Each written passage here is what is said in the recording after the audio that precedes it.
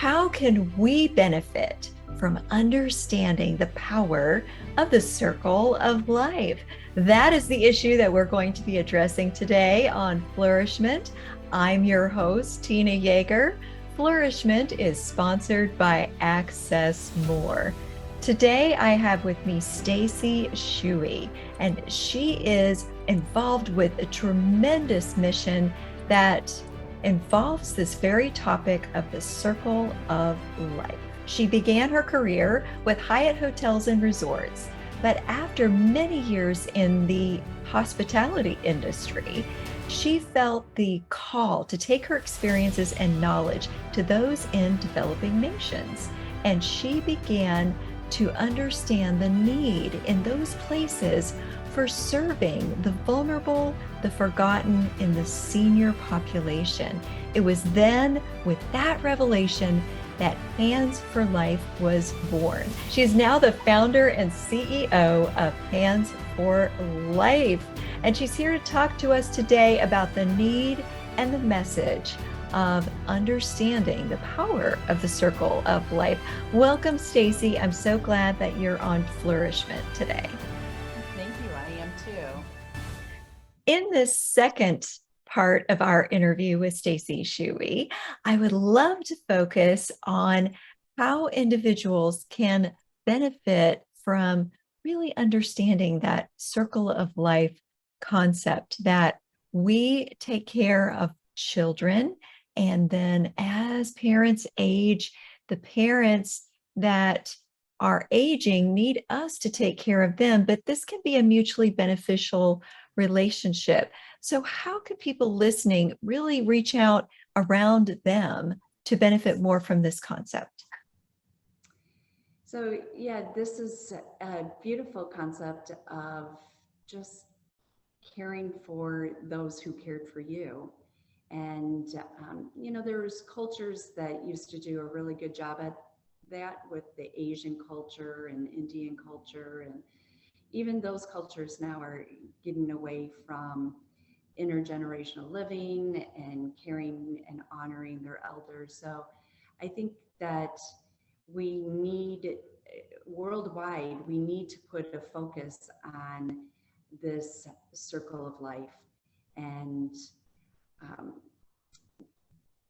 here in the United States, being an executive director in assisted living, I saw so many times where people will put their loved one into an assisted living or memory care and never come to visit, call once a year. And we just need to love, honor, and respect our parents. And I think that needs to be a focus, like I said before, on that commandment of honoring your elders. And loving one another is really the basis of your Hands for Life concept. Yeah, it is. So, we need to look at the second commandment of loving others. And I had a really difficult 2022, and I was diagnosed with breast cancer in March, and then April and May was spent on just researching treatments. And then June 2nd, I had my surgery to remove the cancer. And then just 3 days after that, I got that phone call every parent just dreads. And it was that my 24-year-old son had fallen to his death.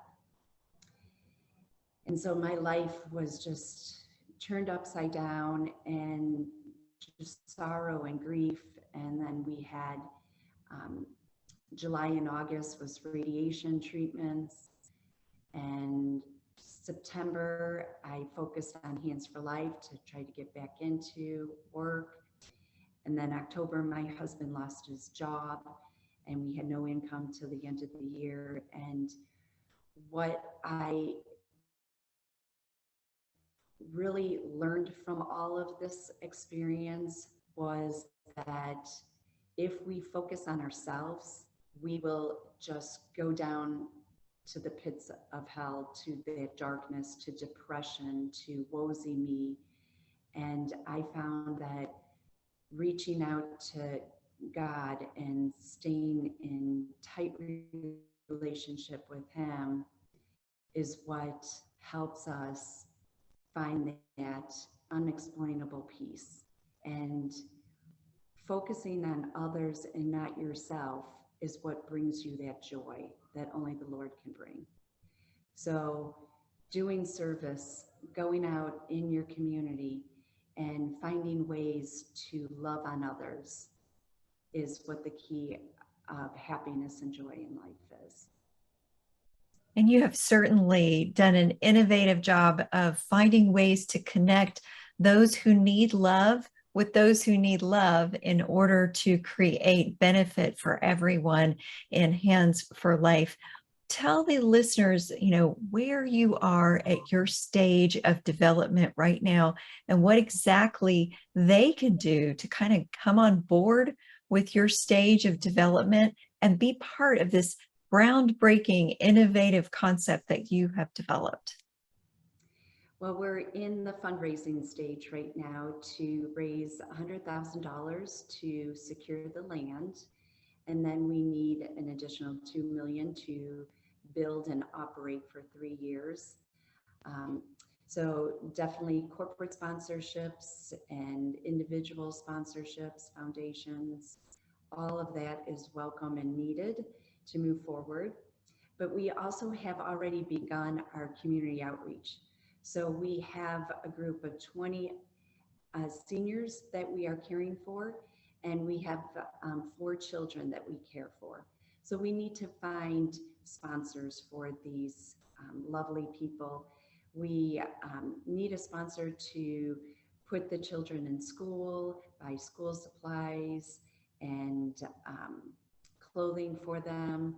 We need all kinds of medical devices, walkers, wheelchairs, healthcare for the seniors. So when you sponsor a senior, when you sponsor a grandparent or grandchild, you're helping to give that life-sustaining food and medical care to them.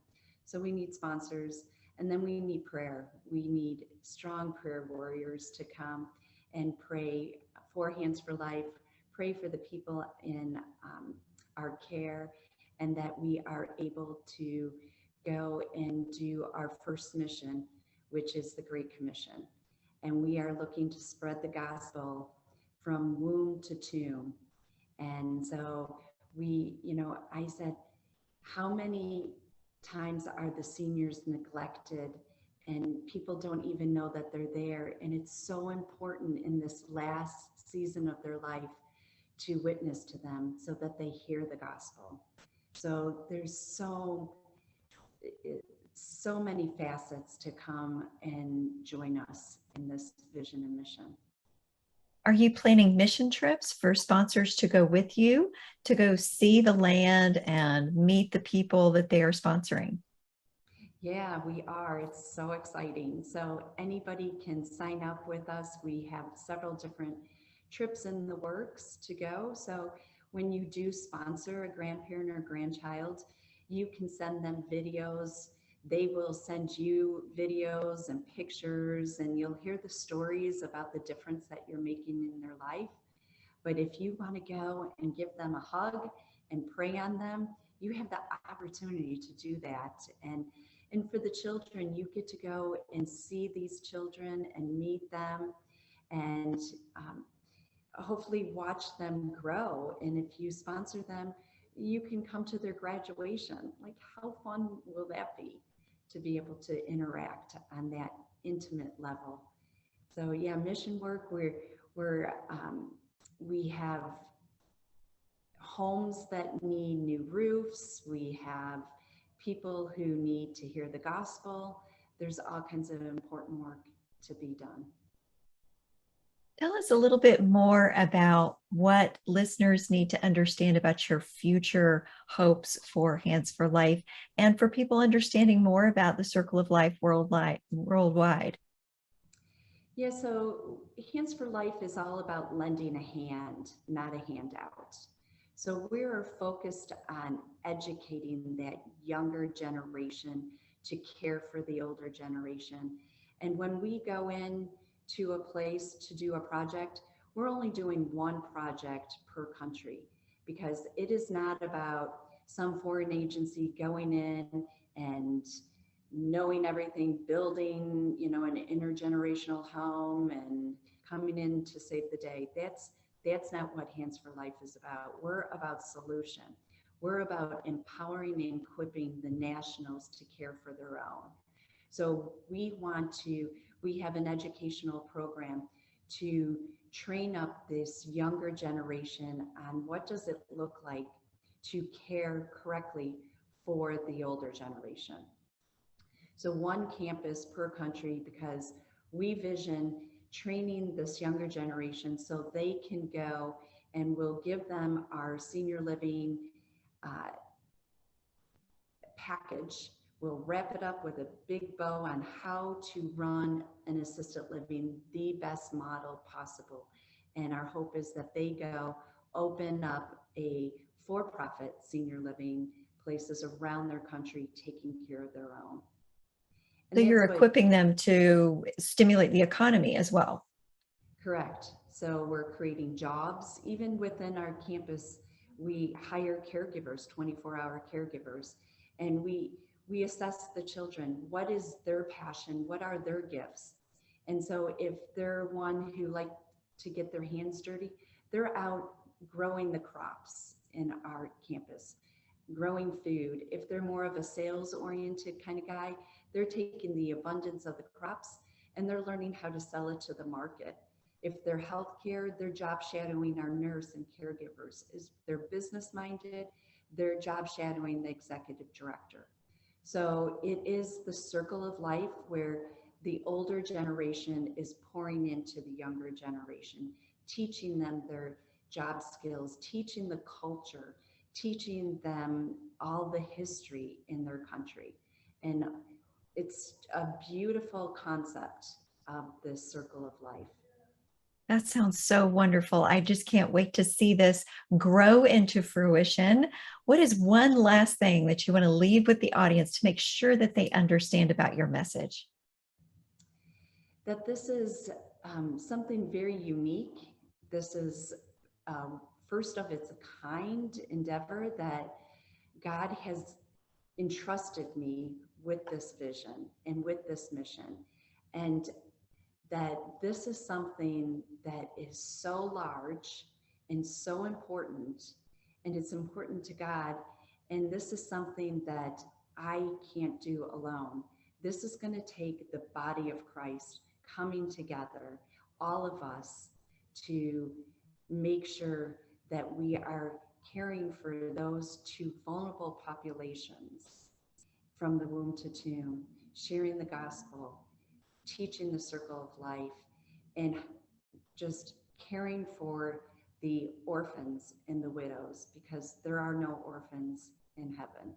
So we all need to come together to fulfill God's vision and mission. And I said, I'm not the CEO of this project. Jesus is the CEO of it. So we need to be obedient and humble and be the hands and feet. So I welcome people to reach out to me, to get in touch with me through our website, and come join me in this beautiful, beautiful mission and vision. So tell us how we can access your website and do more to support you by getting in touch with you. Our website is h4lworld.org. So h4lworld.org. And we are on Facebook, we're on Instagram. They can find me on my LinkedIn, Stacy Shewey. So lots of different ways to get a hold of us. I imagine you'll probably be posting some of the testimonies of the people that you're impacting in the countries where your ministry is existing right now. Is that correct? Yeah, and Tina, if they go to our website, sign up for our newsletter.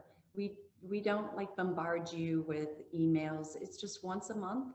I send out a little beautiful newsletter that gives pictures and stories of the impact that our partners are making, with your donations, with your support. What is it doing in these countries? So the newsletter is a good way to stay up to date. Oh, it'd be wonderful. I imagine that those are very heartwarming stories. And I'm sure that you who are listening cannot wait to hear those wonderful stories of people whose lives are already being changed in this brand new one of a kind ministry that is going to change the world. So for all of you listening, make sure that you get in touch with Stacy Shewey at Hands for Life and her website. And of course, I also hope that you come back for the next episode of Flourish-Meant. Flourish-Meant is part of the Spark Media Network and can be found on the Edify app.